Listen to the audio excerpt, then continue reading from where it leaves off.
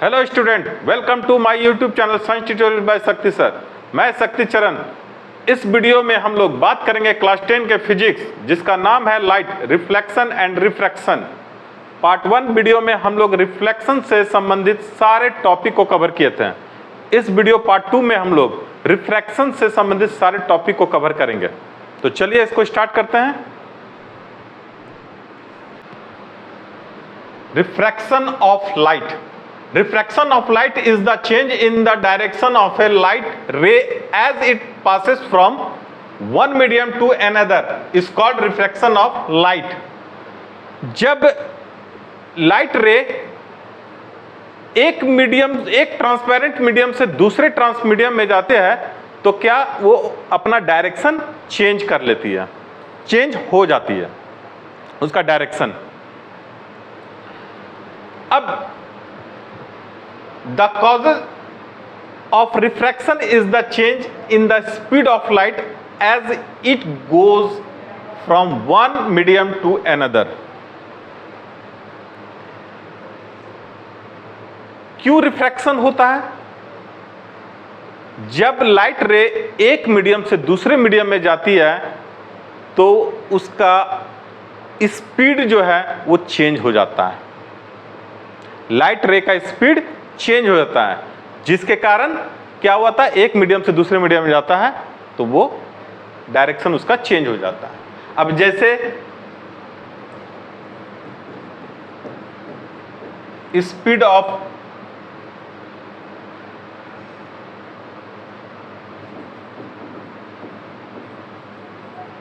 Light in vacuum या फिर air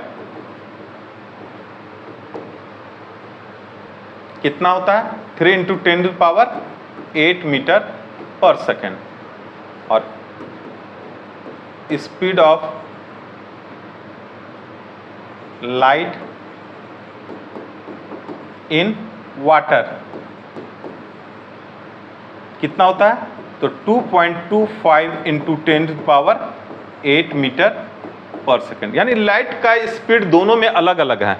अब इसी के कारण क्या होता है, वो डायरेक्शन उसका चेंज हो जाता है।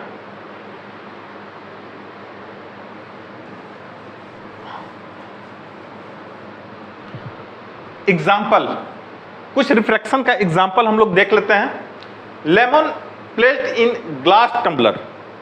जब लेमन को या नींबू को जब हम लोग गिलास में उसको रखते हैं तो क्या दिखता है हम लोग को? वो बड़ा दिखता है। दूसरा एग्जांपल है, a pencil partially immersed in water appears to bend at the surface of water and air. जब पानी से भरा हुआ गिलास में को पेंसिल डालते हैं उसमें तो क्या होता है कि एयर की अपेक्षा वो जो पानी वाला भाग में डला हुआ भाग में जो पेंसिल रहता है वो बेंट नजर आता है। ये भी होता क्या है? रिफ्रैक्शन के कारण होता है। हम लोग जब स्विमिंग पूल में, कुछ एग्जांपल और देखते हैं, जब स्विमिंग पूल में को हम लोग देखते हैं तो उसका बॉटम क्या होता है? वो ऊपर की ओर दिखता है।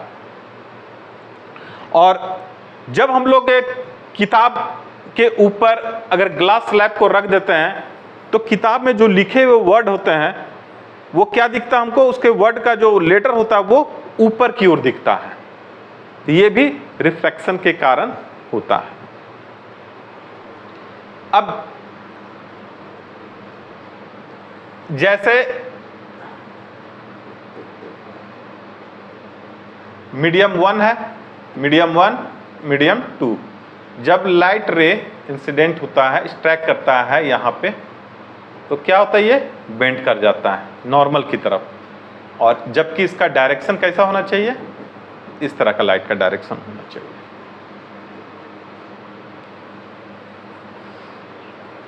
चलिए नेक्स्ट टॉपिक में हम लोग देखते हैं, रिफ्रैक्शन थ्रू ग्लास स्लैब।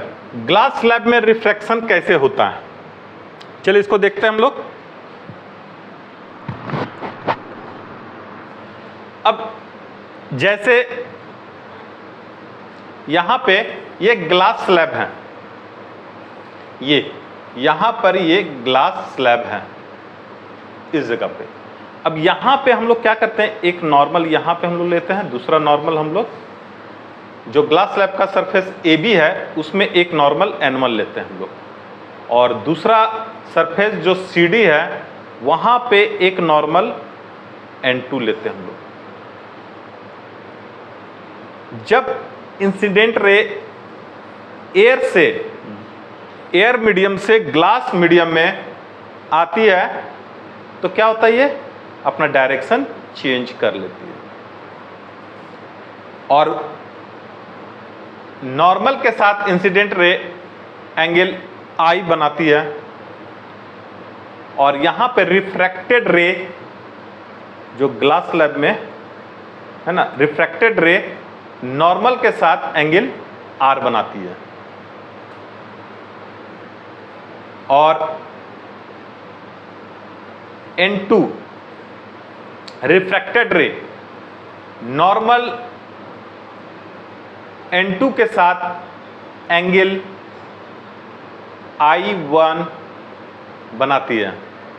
और उसके बाद जब ग्लास स्लैब से लाइट रे रिफ्लेक्ट करती है तो ये क्या होता है कि ये नॉर्मल से दूर हट जाती है, और यहां नॉर्मल के साथ जो एंगल बनाता है, और जो वो नॉर्मल के साथ एंगल बनाता है उसको हम लोग बोलते हैं एंगल ऑफ इमर्जेंस। यहां पर एंगल ऑफ इमर्जेंस बनता है इस जगह पे, और ये जो रे बाहर की ओर आया ग्लास स्लैब से एयर मीडियम में, उस रे को हम लोग बोलते हैं वहां पे इमर्जेंट रे। इसको हम लोग बोलते हैं इमर्जेंट रे बोलते हैं इसको। लेकिन लाइट रे का डायरेक्शन कैसा होना चाहिए, ये इस तरह का होना चाहिए।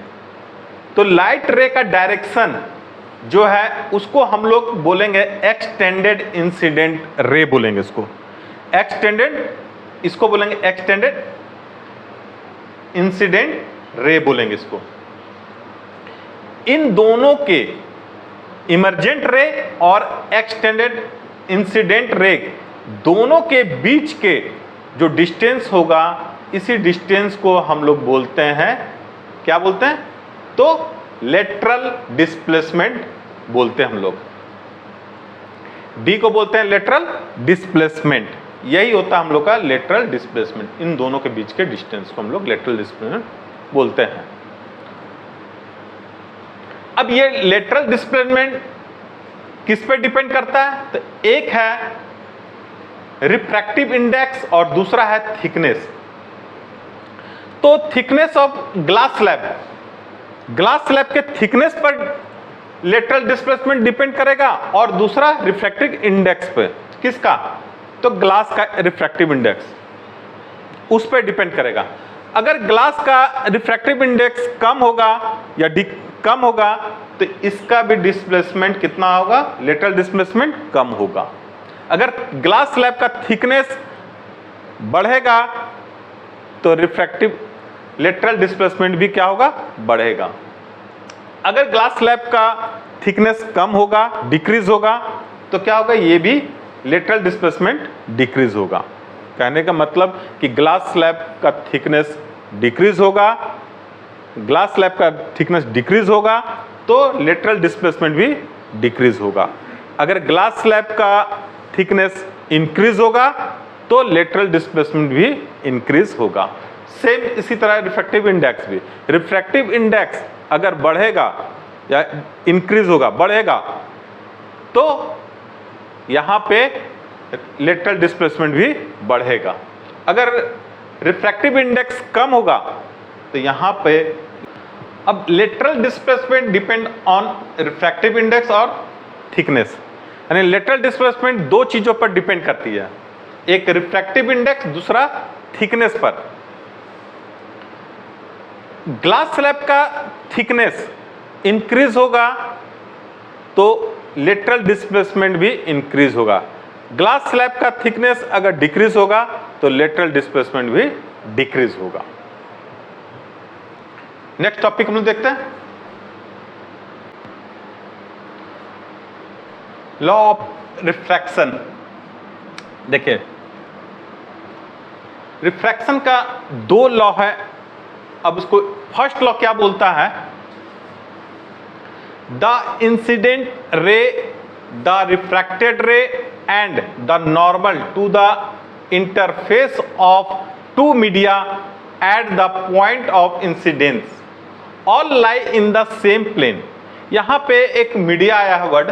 मीडिया मतलब मीडियम का प्लूरल होता है मीडिया, यानी कि दो एक से ज्यादा अगर मीडियम होता है तो उसको हम लोग मीडिया बोलेंगे। यहां पे जब इंसिडेंट रे, द रिफ्रैक्टेड रे, द नॉर्मल, तीनों दो मीडियम के इंटरफेस है ना, दो मीडियम का इंटरफेस जहां पे होता है, जैसे कि ये मीडियम 1 है, ये मीडियम 2 है, तो इसको बोलते इंटरफेस। इसको तो जहां पे ये इंटरफेस करता है, ये तीनों उसी सरफेस पर लाई करना चाहिए। तीनों जो है उसी इंटरफेस पर लाई करना चाहिए। जो इंटरफेस वाले सरफेस है उसी में इसको लाई करना चाहिए। ठीक है। सेकंड लॉ क्या बोलता है, the ratio of the sine of the angle of incidence to the sine of the angle of refraction is constant for a given pair of medium. एक दिया गया जो पेयर ऑफ मीडियम है उसमें angle of incidence का sine और angle of refraction का sine का रेशियो जो है वो हमेशा क्या होगा, कांस्टेंट होगा। यानी दोनों एंगल का ट्रिगोमेट्री टर्म्स में अगर उसको हम लोग इसको सॉल्व करें, निकालें, तो इसका वैल्यू जो आएगा वो क्या होगा, हमेशा कांस्टेंट होगा। अब जैसे कि हम लोग इसको समझते हैं, ये नॉर्मल है, ये मीडियम 1 है, ये मीडियम 2 है। जब लाइट रे यहां पे इंसिडेंट होती है, इसको इंसिडेंट रे बोलते हैं, और उसके बाद क्या हुआ, ये बेंड कर जाती है, तो यहां पर जो एंगल बनेगा, एंगल I और ये एंगल R, इसको जब ट्रिगोमेट्री फॉर्म में हम लोग सॉल्व करेंगे तो इसका वैल्यू जो आएगा क्या होगा, कांस्टेंट आएगा। फिर अगर हम लोग उसी को अगर हम थोड़ा सा चेंज करके हम ले इस तरह का, तो यहां पे जो एंगल होगा और इस एंगल का, इसका भी जब साइन ट्रिगोमेट्री फॉर्म में साइन I और साइन R का जब हम लोग रेशियो निकालते हैं तो क्या होगा, इसका वैल्यू और इसका वैल्यू सेम आएगा, दोनों का सेम आएगा, तो क्या होगा, ये कांस्टेंट होगा। फिर अगर हम लोग डायरेक्शन चेंज करके फिर अगर हम लोग इस तरह का निकालें, अगर सपोज दैट हम लोग यहाँ पे अगर इसका एंगल 60 डिग्री है और इसका एंगल है 45 डिग्री, अब जब हम लोग यहाँ पे साइन यहाँ पे 60 डिग्री और साइन 45 डिग्री, और इसको जब हम लोग वैल्यू इसका निकालते हैं तो क्या होगा, सबके लिए जितना सब एंगल का अलग अलग चेंज करके जब हम लोग देखते हैं तो सारा का वैल्यू क्या होगा, हमेशा एक जैसा आएगा, तो ये कांस्टेंट होगा। और इस लॉ को, सेकंड लॉ को हम लोग क्या बोलते हैं, स्नेल्स लॉ बोलते हैं। अगला टॉपिक हम लोग देखते हैं,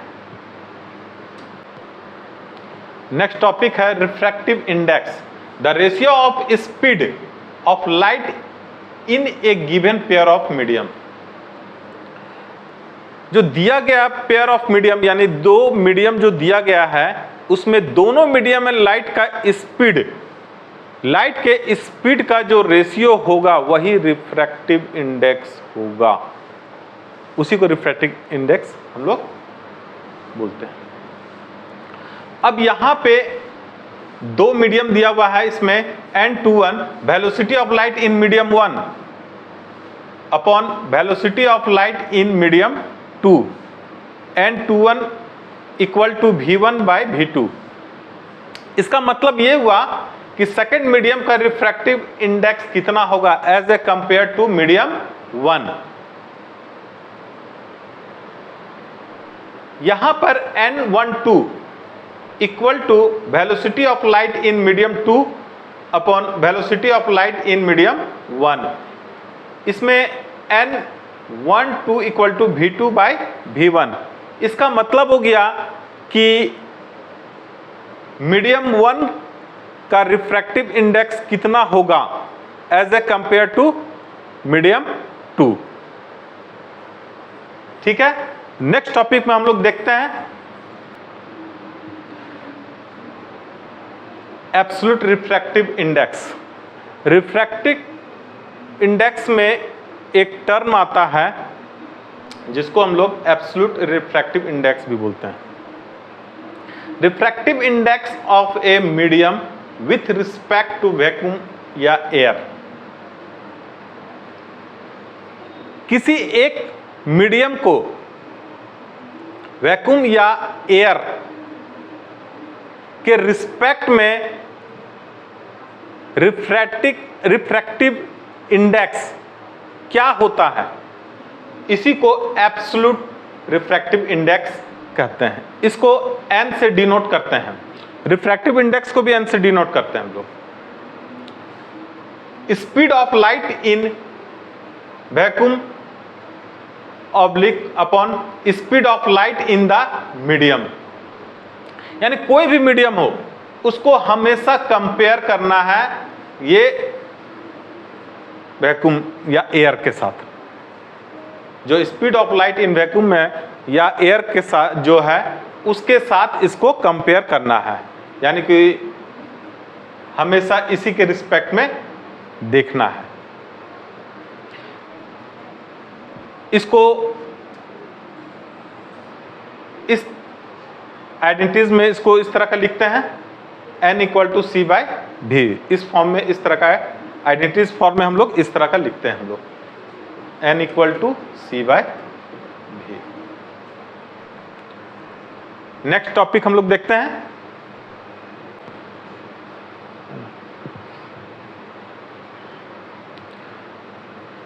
रिफ्रैक्टिव इंडेक्स में दो टर्म आते हैं। एक आता है रेयर मीडियम और दूसरा है डेंसर मीडियम। जिसका रिफ्रैक्टिव इंडेक्स कम होता है उसको रेयर मीडियम बोलते हैं, जिसका रिफ्रैक्टिव इंडेक्स ज्यादा होता है उसको डेंसर मीडियम बोलते हैं हम लोग। Well going up from a rare to denser medium the ray of light bends towards the normal. जब कोई लाइट रे रेयर मीडियम से डेंसर मीडियम में जाता है तो क्या होता है, ये नॉर्मल की ओर क्या होता है, टूवर्ड्स, है ना, नॉर्मल की ओर बेंट हो जाता है। ठीक है, इसको और वही फिर well going from a denser to rare medium the ray of light bends away from the normal. और वही जब डेंसर से रेयर मीडियम में लाइट रे जाता है तो क्या होता है, ये अवे हो जाता है, यानी कि ये नॉर्मल से दूर हट जाता है, दूर चला जाता है। यहां पे जब लाइट रे रिफ्लेक्ट करेगा तो यहां से ये नॉर्मल की ओर मूव कर जाता है, यानी रेयर मीडियम से डेंसर मीडियम में जाता है तो नॉर्मल की ओर, और डेंसर से रेयर की ओर जाता है तो नॉर्मल से दूर हट जाता है यहां से। ठीक है, next topic condition for no refraction.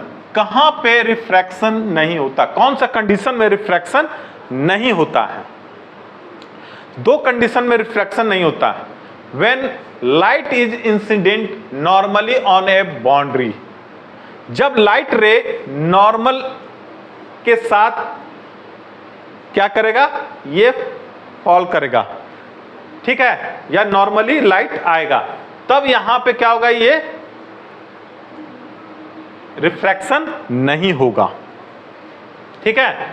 और दूसरा है when the refractive indices of the two media are equal, जब दोनों मीडियम का रिफ्रैक्टिव इंडेक्स इक्वल होगा तब क्या होगा, इसका रिफ्रैक्शन नहीं होगा, वो सीधे चला जाएगा, मान लीजिए इस तरह का, ये बेंड नहीं करेगा। ये दो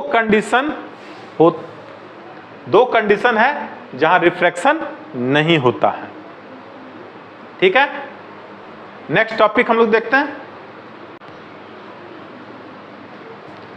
स्फेरिकल लेंस। दो तरह के स्फेरिकल लेंस होते हैं, एक कॉन्वेक्स लेंस, दूसरा कॉनकेव लेंस। कॉन्वेक्स लेंस उसको कन्वर्जिंग लेंस भी बोलते हैं हम लोग, और कॉनकेव लेंस को हम लोग डाइवर्जिंग लेंस भी बोलते हैं। क्यों बोलते हैं आगे हम लोग देखेंगे इसको। कॉन्वेक्स लेंस और या converging lens which is the thick at the centre and thin at the edges. यहां पे कॉन्वेक्स लेंस में इसका सेंटर जो होता है क्या होता है, वो थिक होता है, थोड़ा मोटा होता है, और इसका जो कॉर्नर होता है वो क्या होता है, थिन होता है, पतला होता है। कॉनकेव लेंस या diverging lens which is thin at the centre and thick at the edges. अब यहां पे कॉनकेव लेंस, इसको डाइवर्जिंग लेंस भी हम लोग बोलते हैं, तो इसका क्या होता है, कॉर्नर, ये जो सेंटर होता है यहां पे सेंटर कैसा होता है, इसका थिन होता है, और कॉर्नर यानी इसका जो कॉर्नर है ये क्या होता है, थिक होता है, मोटा होता है।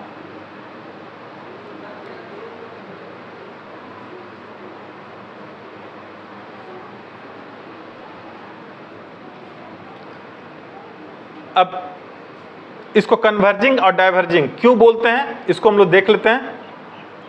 The principal focus of a convex lens is a point on its principal axis to which light rays parallel to the principal axis converge after passing through the lens.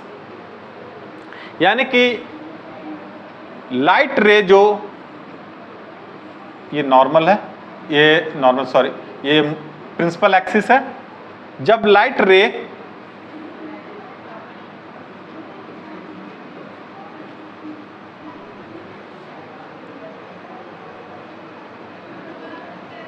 जब लेंस से पास करती है तो क्या होता है, ये फोकस पर कन्वर्ज कर जाती है, यानी एक जगह ये जमा हो जाता है। इसके कारण हम लोग इसको क्या बोलते हैं, हम लोग बोलते हैं कन्वर्जिंग लेंस बोलते हैं। और कॉनकेव को डाइवर्जिंग लेंस क्यों बोलते हैं। The principal focus of a concave lens is a point on its principal axis from which light rays originally parallel to the principal axis appears to diverge after passing through the lens। ये principal axis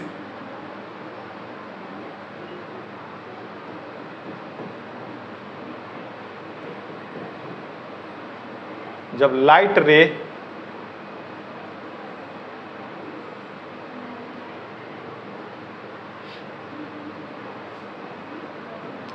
lens पर आता है तो क्या होता है, ये क्या करता है, डाइवर्ज कर जाता है। ऐसा डाइवर्ज करेगा जैसे कि ये फोकस से होकर जा रहा है, ये डाइवर्ज कर जाता है इस तरह का।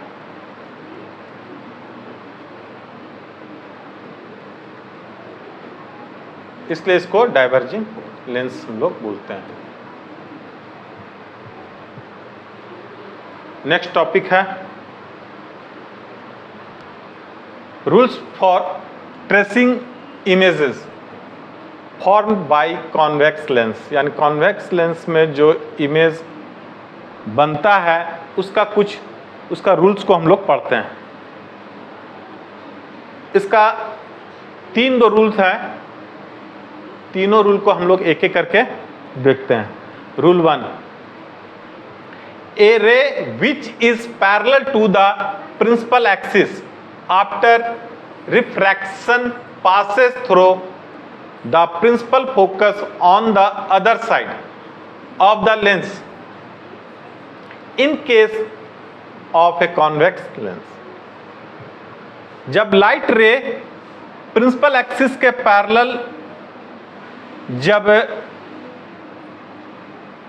कॉन्वेक्स लेंस से पास करती है तो क्या होता है, ये फोकस से होकर चली जाती है। ठीक है, इस तरह का।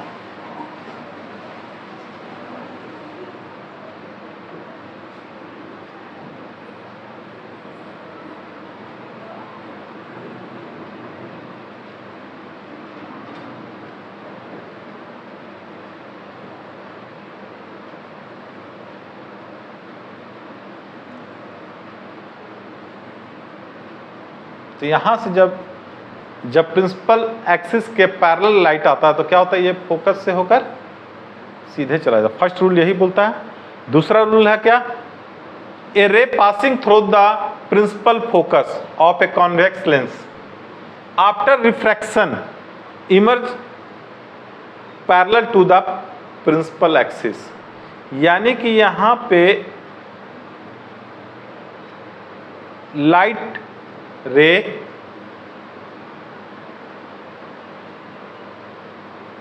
जब फोकस से पास होती है और रिफ्रैक्शन के बाद ये क्या करता है, प्रिंसिपल एक्सिस के पैरेलल चला जाता है। प्रिंसिपल एक्सिस के पैरेलल ये चला जाता है। ये F2, ये F1, ये ऑप्टिकल सेंटर, ये है ऑप्टिकल सेंटर। इसमें भी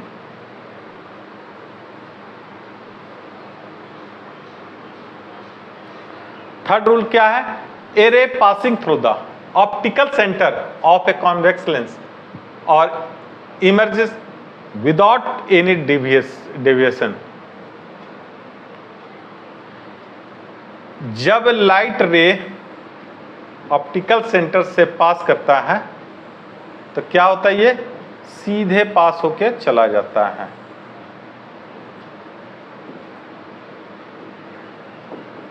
बस F1 फोकस, ठीक है। नेक्स्ट,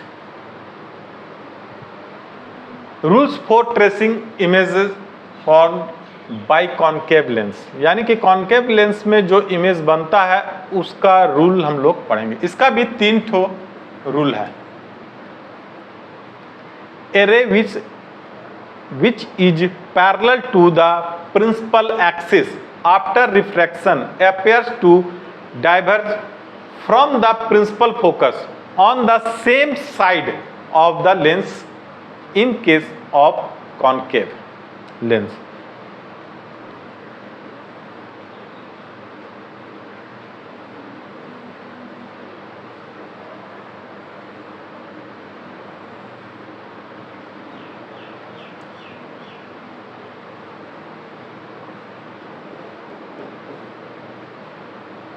क्या करता है, लाइट रे जब आता है तो रिफ्रैक्शन, तो ये क्या होता है, डाइवर्ज कर जाता है। ऐसा होता है कि सेम साइड का फोकस से ये, जिस साइड से रे आ रहा है उसी साइड का फोकस से ये आता हुआ प्रतीत होता है और ये इस तरह का डाइवर्ज कर जाता है। ठीक है।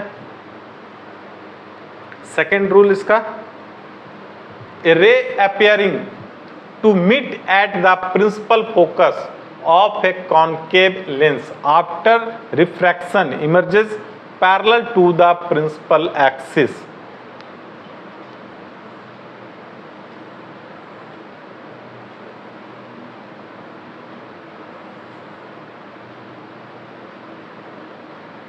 जब लाइट रे रिफ्रैक्शन होता है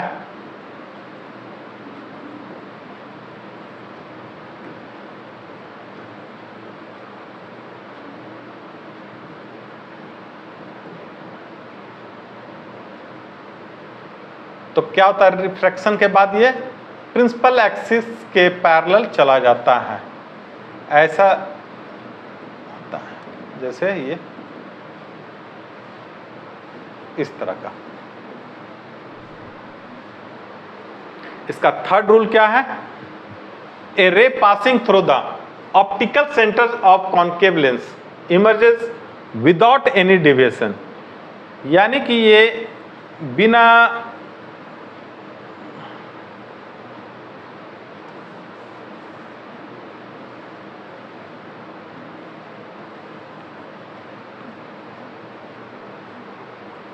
एनी डिविएशन का ये क्या करता है, सीधे ऑप्टिकल सेंटर से पास कर जाता है।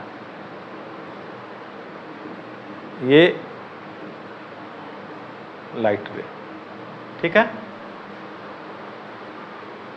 नेक्स्ट हम लोग देखते हैं image formation by A convex lens, यानी कि कॉन्वेक्स लेंस में इमेज जो बनता है उसका रे डायग्राम हम लोग बनाते हैं। जब ऑब्जेक्ट क्या होता है, इंफिनिटी पर होता है, तब इसका इमेज कैसा बनता है। जब इमेज कॉन्वेक्स लेंस में देखते हैं, जब ऑब्जेक्ट क्या होता है, इंफिनिटी में होता है। जब ऑब्जेक्ट इंफिनिटी में होता है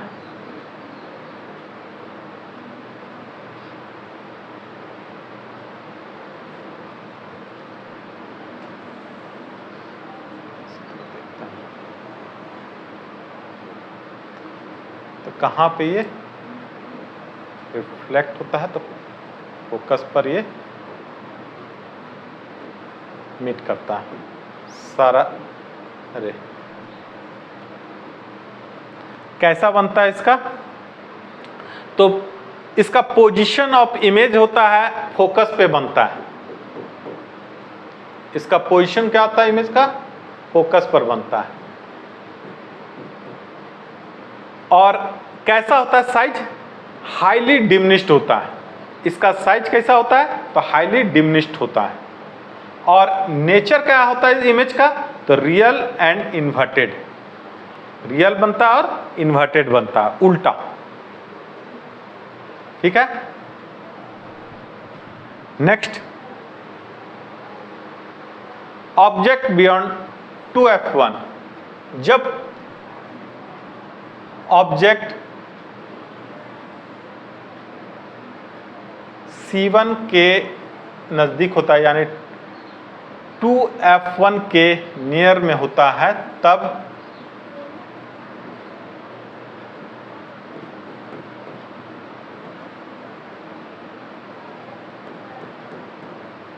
यहां पे कोई ऑब्जेक्ट है, तब इसका इमेज कैसा बनेगा,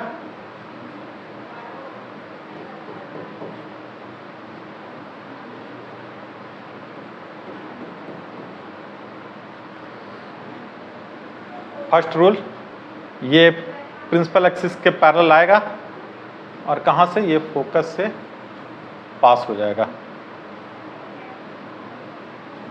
दूसरा, ऑप्टिकल सेंटर से,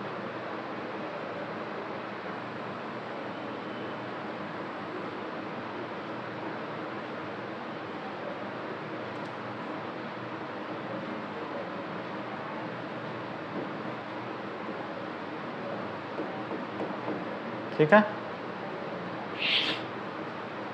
कैसा बना, तो ये पहले तो पोजीशन इसका क्या होता है, तो ये पोजीशन होता है फोकस और फोकस के दुगने, उन दोनों के बीच में होता है, यानी C1 यानी सेंटर ऑफ कर्वेचर और फोकस, इन दोनों के बीच में इमेज बनता है। इसका पोजीशन ये होता है।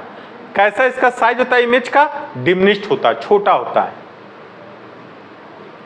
और नेचर इसका क्या होता है, तो रियल एंड इन्वर्टेड होता है। कैसा, रियल बन रहा है और इन्वर्टेड, उल्टा बन रहा है।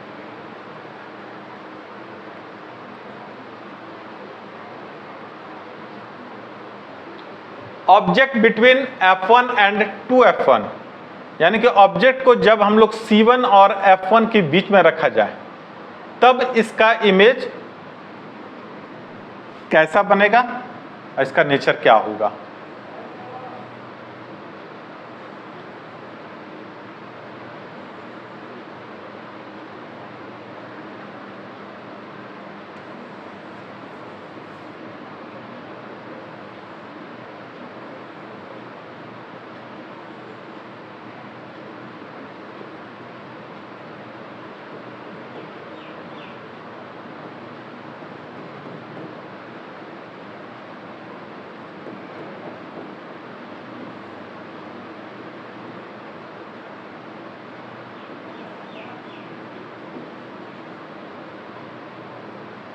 और ये फोकस से होकर चला जाएगा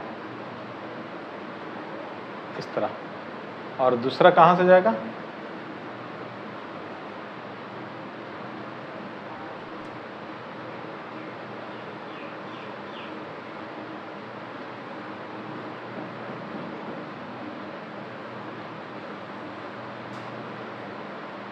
कहाँ बनेगा ये, तो ये बनेगा बियॉन्ड 2F2 पर। कैसा साइज होगा, इनलार्ज होगा, यानी कि ऑब्जेक्ट से बड़ा होगा इमेज। इसका नेचर कैसा होगा, रियल और इन्वर्टेड बनेगा, इसका नेचर होगा। नेक्स्ट हम लोग देखते हैं, जब ऑब्जेक्ट फोकस पर होगा तब इसका इमेज कहां बनेगा, कैसा बनेगा। ठीक है, तो यहां पर अब हम लोग देखते हैं, ये ऑप्टिकल सेंटर, ये फोकस F1, ये 2F1, F2, 2F2।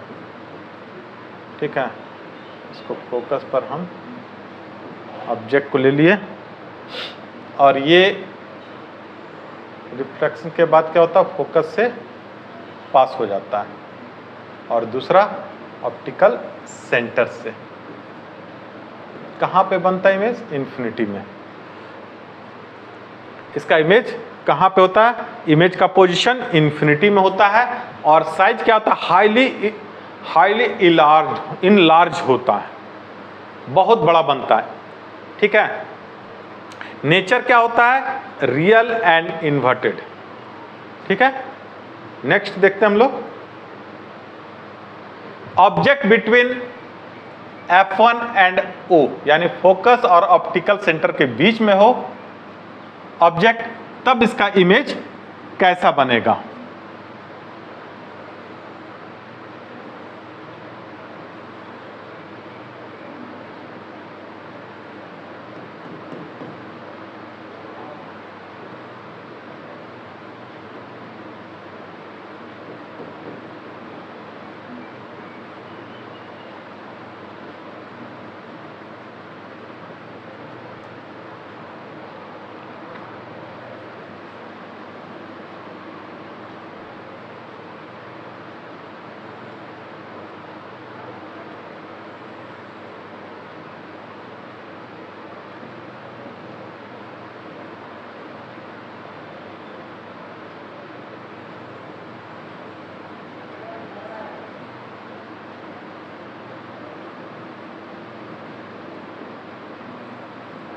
जहां पर दोनों लाइन मीट करेगा वहीं पे इसका इमेज बनेगा।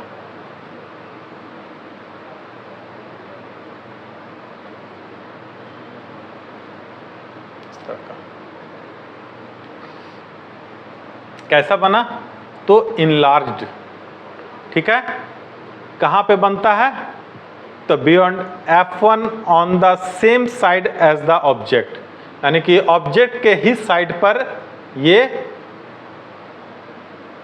2F1 के नजदीक बनता है।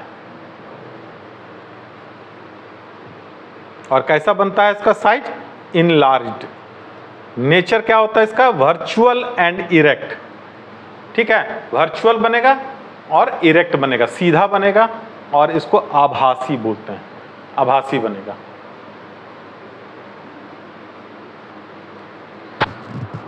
Image formation by a concave lens, concave lens में जो इमेज बनता है उसका रे डायग्राम हम लोग ड्रॉ करते हैं।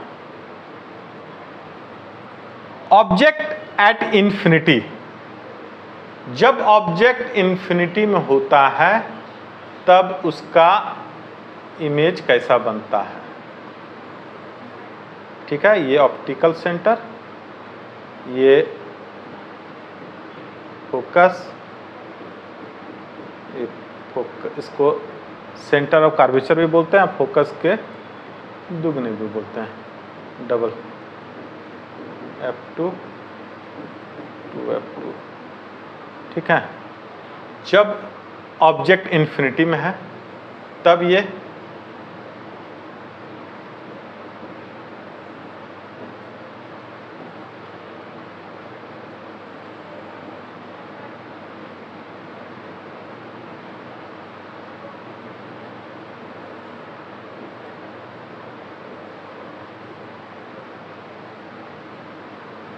इस तरह का बनेगा। इसका पोजीशन ऑफ इमेज का हुआ तो फोकस पर बनेगा, ठीक है, सेम साइड के, ठीक है।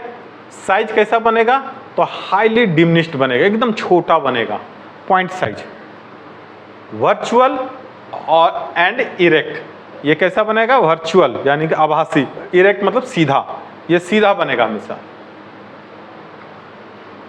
नेक्स्ट हम लोग देखते हैं object between infinity and optical centre.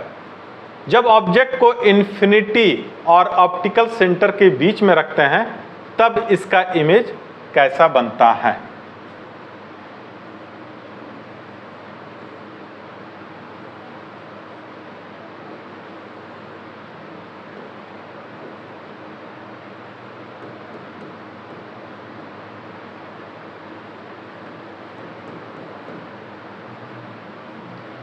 कहीं भी हम लोग ऑब्जेक्ट को रख देते हैं, ये ऑप्टिकल सेंटर और इधर इन्फिनिटी होता है, कहीं भी रख देते हैं हम लोग इसका, तो ये क्या होगा, सबसे पहले यहां आके ये डाइवर्ज कर जाएगा, फर्स्ट रूल। और ऐसा आएगा, लग रहा कि ये फोकस से होकर आ रहा है, और दूसरा क्या, ऑप्टिकल सेंटर से पास हो जाएगा, ठीक है। दोनों जहां लाइन मीट करेगा वहीं पे इसका इमेज बनेगा, इस तरह का ये इमेज यहां पे बनेगा। कैसा बना, तो ये कहां पे, ऑप्टिकल सेंटर और फोकस के बीच में ही इसका इमेज बनता है। कैसा बना, डिमिनिश्ड बना, छोटा बना, वर्चुअल एंड इरेक्ट बना, यानी कि आभासी और सीधा, ठीक है। आइए अब नेक्स्ट टॉपिक देखते हैं हम लोग, magnification. Produced by A spherical lens is m, यानी मैग्निफिकेशन को m से हम लोग शो करते हैं, डिनोट करते हैं। तो ये होता क्या है, height of the image, image का हाइट और ऑब्जेक्ट का हाइट का रेशियो को मैग्निफिकेशन हम लोग बोलते हैं, यानी होता वही मैग्निफिकेशन, वही है ना। इसको m से हम लोग शो करते हैं, यानी इमेज का हाइट और ऑब्जेक्ट का हाइट का रेशियो होता है। इमेज का हाइट क्या है, h डैश बोलते हैं हम लोग, और ऑब्जेक्ट का हाइट h बोलते हैं। तो m is negative for real image, अगर m अगर उसका वैल्यू निगेटिव है तो वो रियल इमेज है, अगर m का वैल्यू अगर पॉजिटिव है तो वो क्या होगा, वर्चुअल इमेज होगा, ठीक है। अब हम लोग लेंस का फॉर्मूला देखते हैं हम लोग। तो लेंस का फॉर्मूला होता है 1/v minus 1/u equal to 1/f, ठीक है। दूसरा होता है क्या इसका, तो m equal to h dash by h, ठीक है। तीसरा होता है m equal to v by u, और 4 होता है h dash by h equal to v by u।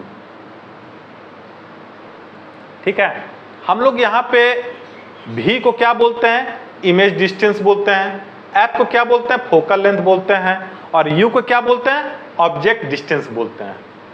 h dash को क्या बोलते हैं, तो हाइट ऑफ द इमेज बोलते हैं।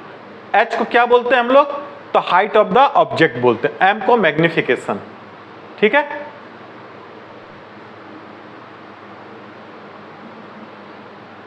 पावर ऑफ लेंस, लेंस का पावर बताना, तो power of a lens is the reciprocal of the focal length. यानी पावर लेंस क्या होता है, जिस लेंस का पावर लेंस हमको बताना रहता है वो क्या होता है, उसके फोकल लेंस का रेसिप्रोकल को हम लोग पावर लेंस कहते हैं, उस लेंस का पावर लेंस कहते हैं हम लोग। ठीक है, इसका एसआई यूनिट क्या होता है, डायोप्टर। तो power equal to 1 by focal length, इसको इस तरह का हम लोग शो करते हैं, P equal to 1 by F. ठीक है, अगर 1 बाई मीटर रहता है तो इसको हम लोग D में कन्वर्ट कर देते हैं, डायोप्टर में। अगर 1 बाई D रहेगा यानी डायोप्टर रहेगा 1 बाय, तो इसको मीटर में हम लोग कन्वर्ट कर देते हैं। हम लोग जब न्यूमेरिकल क्वेश्चन बनाएंगे इसका तो इस तरह का इसको हम लोग लिख सकते हैं। Power of convex lens is positive. Convex lens का पावर क्या होगा, हमेशा पॉजिटिव होता है, और कॉन्केव लेंस इज नेगेटिव, यानी कॉन्केव लेंस का जो पावर होता है वो क्या होता है, नेगेटिव होता है। ठीक है,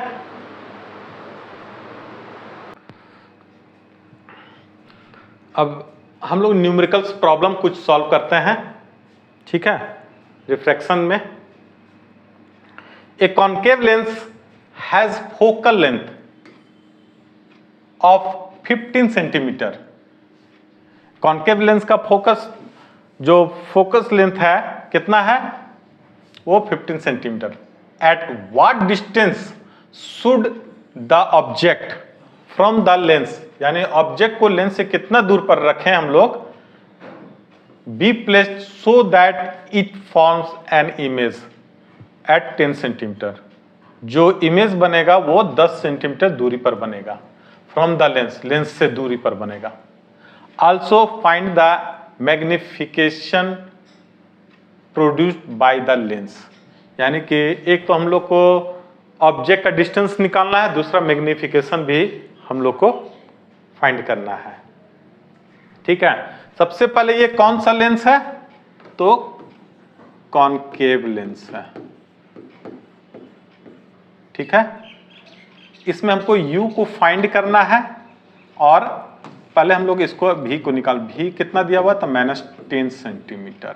माइनस इसलिए लेंगे क्योंकि ये, ठीक है, इमेज के सेम साइड में रहता है, अथी ऑब्जेक्ट के सेम साइड में। ठीक है, कॉन्केव लेंस में इमेज का जो डिस्टेंस होता है वो निगेटिव लेते हैं हम लोग। ठीक है, फोकस भी इसका निगेटिव होगा, कितना, 15 सेंटीमीटर।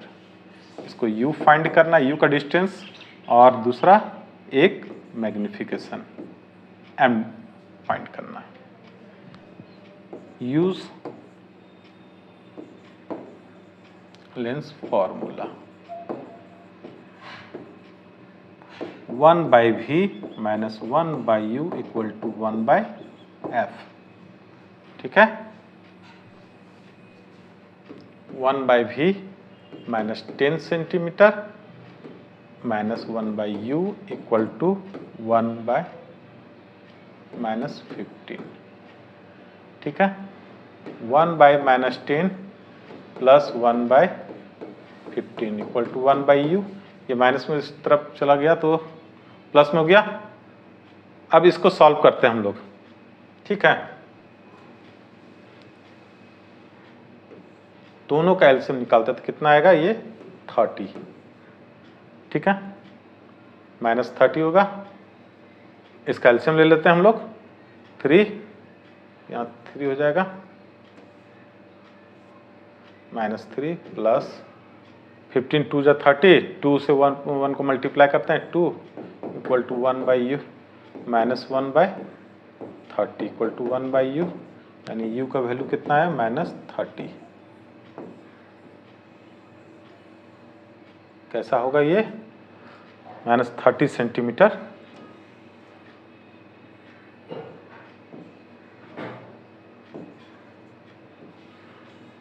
डिस्टेंस पर, दूरी पर अगर हम कोई ऑब्जेक्ट को रखते हैं तो उसका इमेज कहाँ बनता है 10 सेंटीमीटर दूर पर।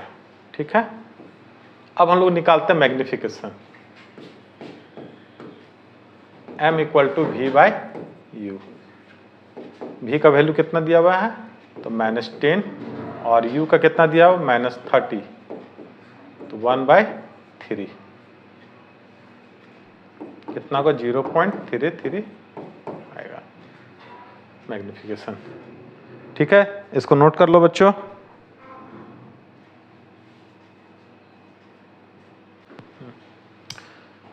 सेकंड न्यूमेरिकल क्वेश्चन है,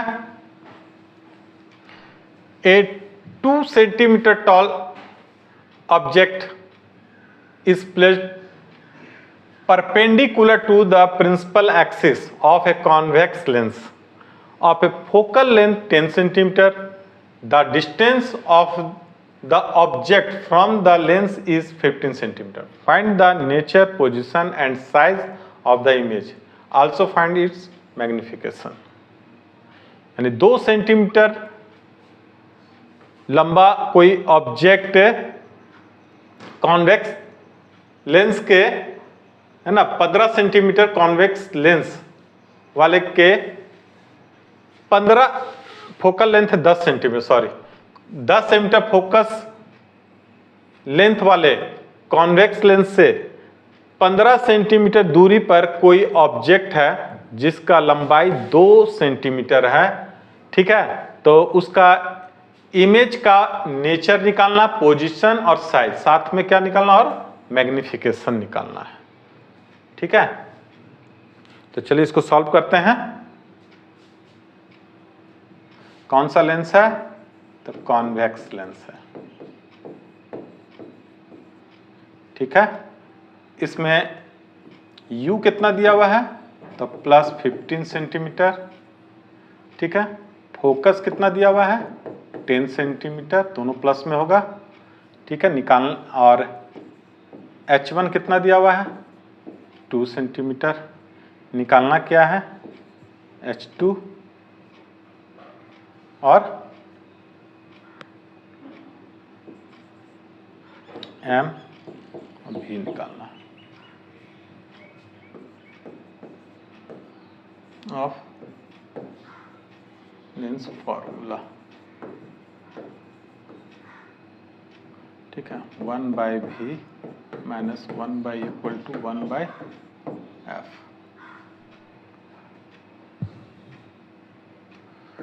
1/v -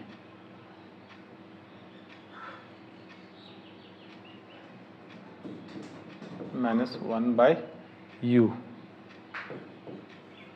15 1/10। ठीक है, 1/v = ये इधर जाएगा तो प्लस में हो जाएगा 1/10 + 1/15, दोनों कैल्शियम 30, 10 3 2, तो 1/v = 5/30, तो 1/v = 1/6, यानी v = 6 सेंटीमीटर। तो कैसा हुआ, ये रियल बना।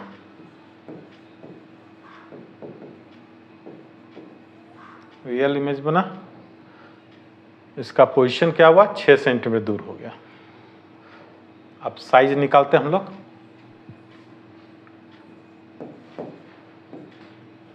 h2/h1 v/u। h2 = कितना हुआ v/u × h1। v का वैल्यू कितना आया 6, u का कितना दिया हुआ है तो 15 और h1 कितना दिया हुआ है 2, 3 2 जा 3 5 और 4/5 h2। 0.8 सेंटीमीटर आया।